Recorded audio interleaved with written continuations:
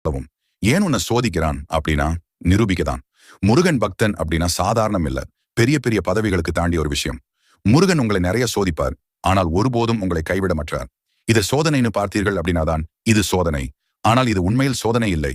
உன் அப்பன் முருகன் உன்னை வேதனை இல்லாமல் வாழ வைக்கும் வாழ்க்கை பாடம். அவர் உங்களை ஏன் இப்படி சோதிக்கிறார் தெரியுமா?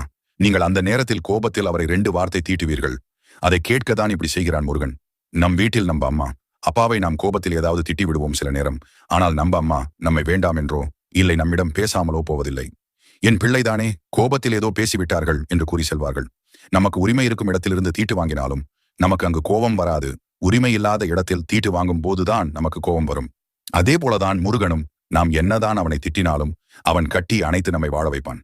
திட்டுபவர்களை இப்படி வாழ வைக்கும் பொழுது நீ கெஞ்சி கொஞ்சி பாசத்தாலும் நேசத்தாலும் கேட்டால் கொடுக்காமல் போய்விடுவான். இதற்கு எத்தனையோ அடியார்கள் வாழ்க்கை சாட்சி.